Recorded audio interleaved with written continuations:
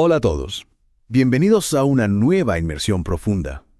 Hoy nos adentramos en uno de los capítulos más oscuros y controvertidos de la Guerra Fría, Oh, sí. el proyecto MKUltra de la CIA. Un proyecto que, como sacado de una película de espías, Exacto. busca desentrañar los secretos del control mental Control mental. y utilizarlos como arma. Esa idea que tanto nos fascina y a veces nos aterra, ¿verdad? Totalmente. ¿Hasta dónde se puede manipular la mente humana? ¿Qué métodos Utilizaron y cuáles fueron las consecuencias? MKUltra es un recordatorio de que la Guerra Fría no solo se libró en campos de batalla, Claro. sino también en los laboratorios. En la mente humana. En la mente humana, exacto. Para entender mejor este proyecto, primero tenemos que situarnos en su contexto histórico.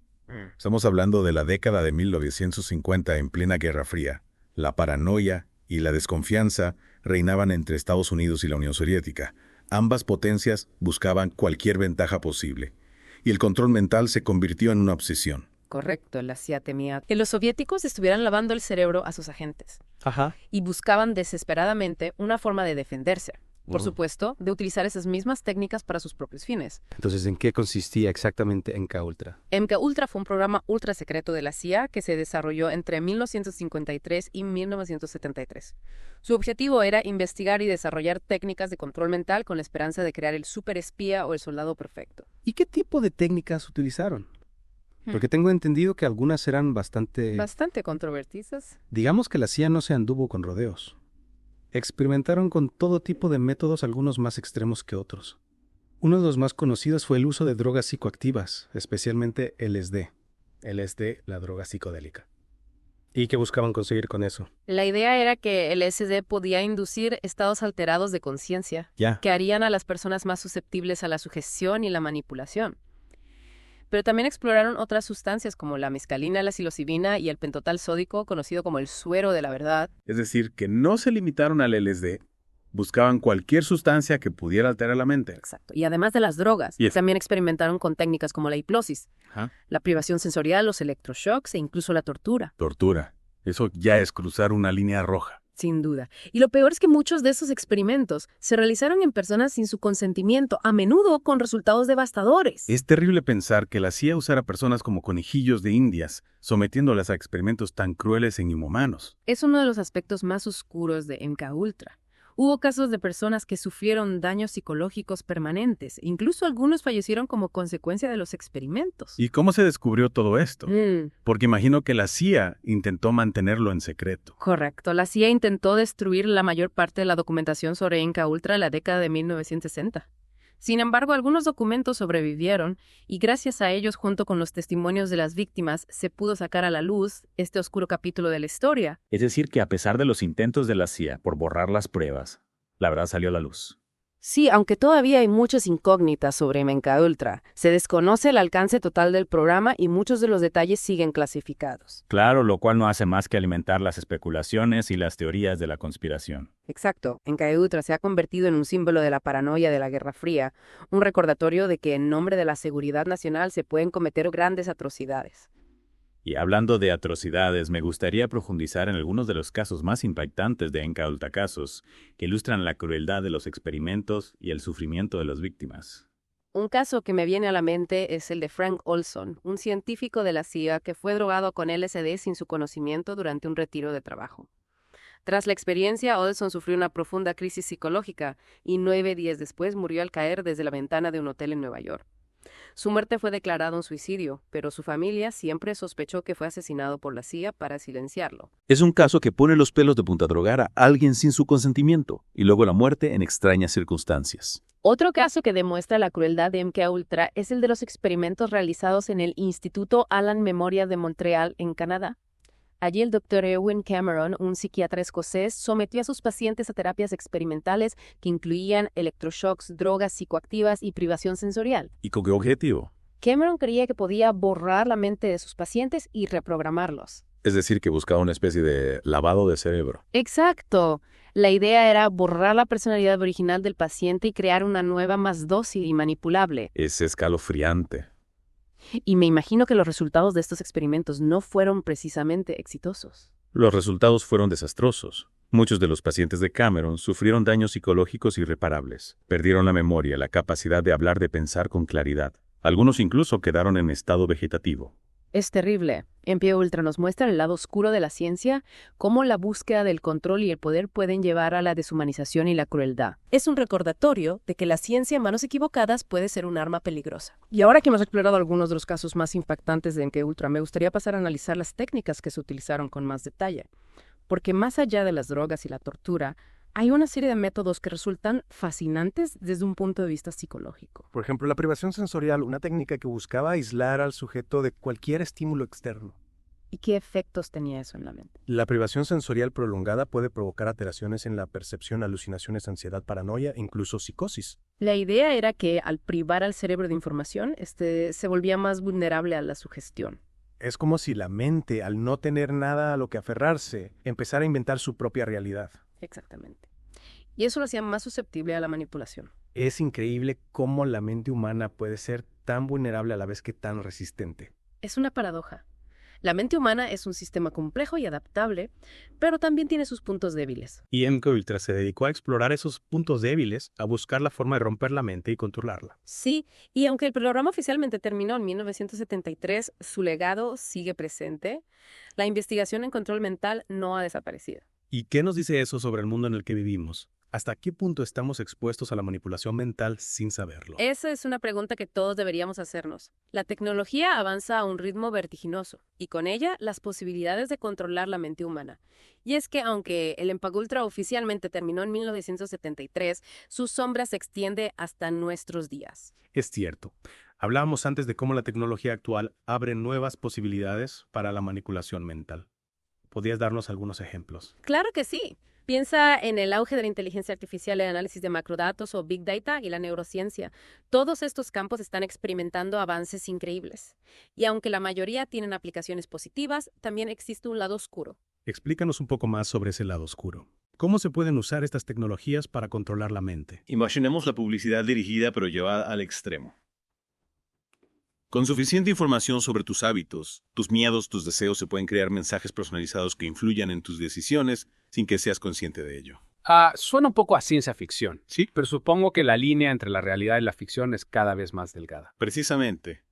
Y no olvidemos las redes sociales. Son una fuente inagotable de datos sobre nosotros, datos que se pueden utilizar para crear perfiles psicológicos muy precisos. Con esos perfiles se pueden diseñar campañas de manipulación a gran escala. Es decir, que lo que compartimos en redes sociales, nuestras fotos, nuestros me gusta, todo eso puede ser utilizado en nuestra contra. Exactamente.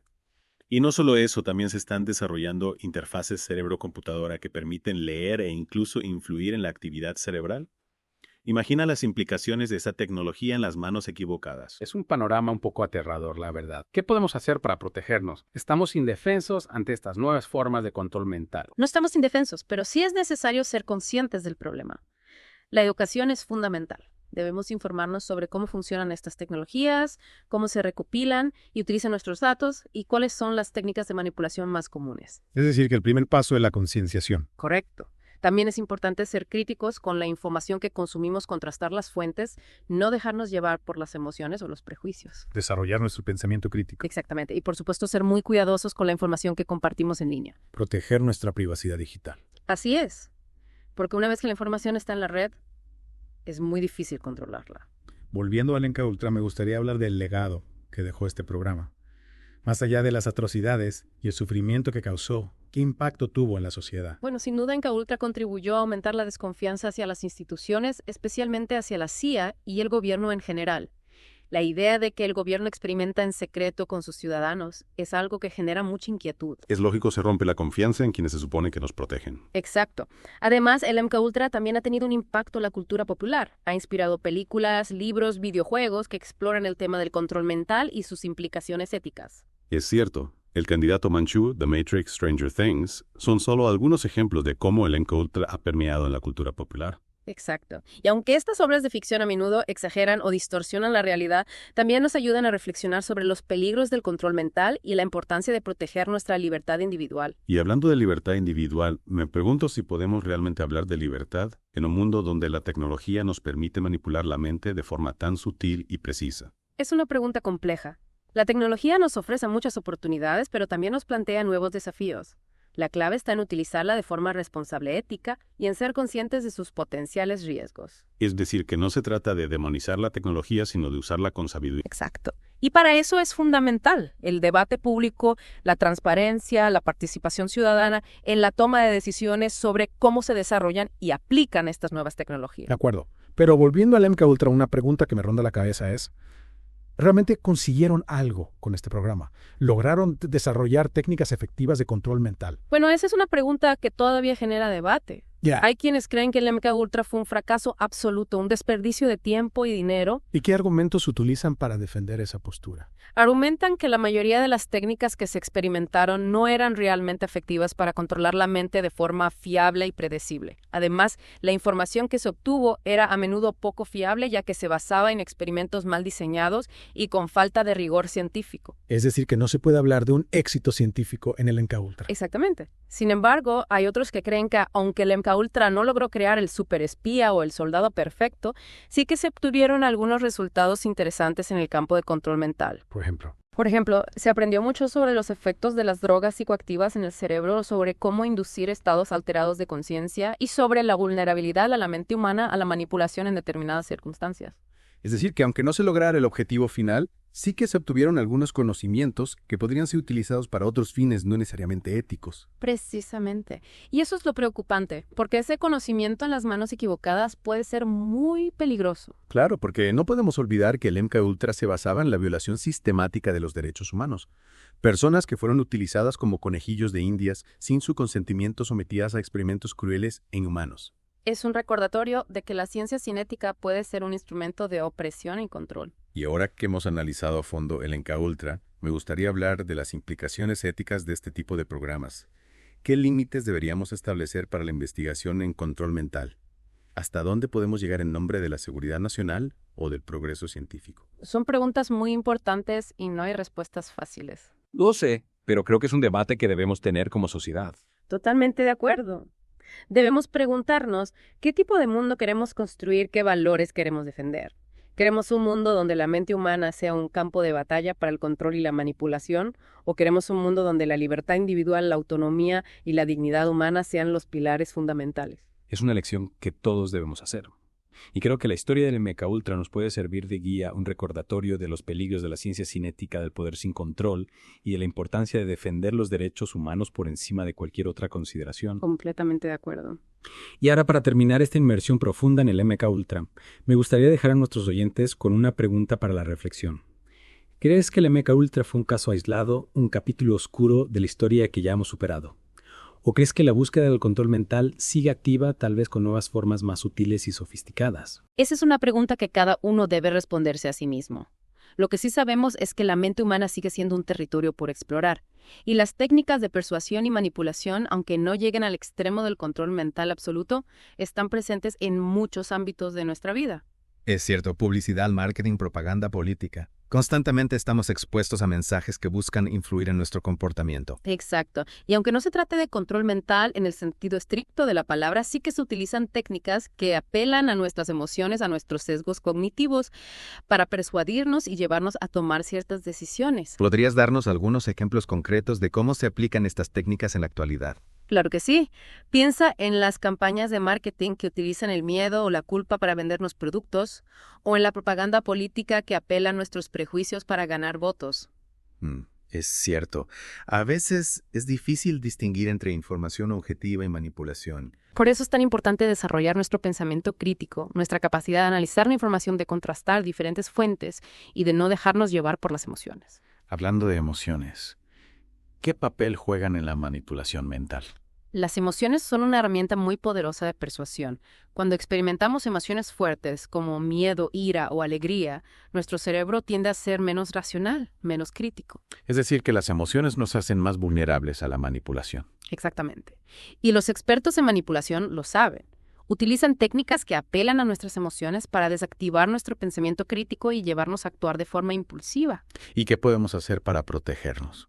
Además de desarrollar nuestro pensamiento crítico, es importante ser conscientes de nuestras propias emociones, de cómo nos afectan y de cómo pueden ser utilizadas para manipularnos. También es importante rodearnos de personas de confianza que nos ayuden a ver las cosas con objetividad y a tomar decisiones racionales. Es decir, que la inteligencia emocional también es fundamental para protegernos de la manipulación. Sin duda. Y no olvidemos la importancia de la información. Cuanto más sepamos sobre las técnicas de manipulación, más difícil será que caigamos en la trampa. Es cierto, conocimiento es poder. Exactamente. Y en el caso de la manipulación mental, el conocimiento es nuestra mejor arma para proteger nuestra libertad y nuestra autonomía. Bueno, creo que hemos cubierto bastante terreno en esta inmersión profunda en el MKUltra y el control mental. Hemos viajado a través de los experimentos más oscuros de la Guerra Fría, hemos explorado las nuevas formas de manipulación que nos acechan en la era digital y hemos reflexionado sobre las implicaciones éticas de la búsqueda del control de la mente humana. Ha sido un viaje fascinante y a la vez inquietante. Sin duda. Y aunque el tema puede resultar un poco abrumador, creo que es importante hablar de ello para ser conscientes de los peligros y para poder protegernos. Estoy de acuerdo. La mente humana es un tesoro que debemos cuidar y proteger. Y para terminar, me gustaría dejar a nuestros oyentes con una frase del escritor Aldous Huxley, que en su novela Un Mundo Feliz nos advertía sobre los peligros de control mental. Tal vez no haya nada más terrible que un estado en el que las personas que son infelices no sean conscientes de su infelicidad. Una frase que nos invita a reflexionar sobre la importancia de la libertad, la autonomía y el pensamiento crítico. Y con esta reflexión, damos por concluida nuestra inversión profunda en el MKUltra. Esperamos que les haya resultado interesante y les invitamos a seguir explorando este tema tan fascinante y complejo. Hasta la próxima.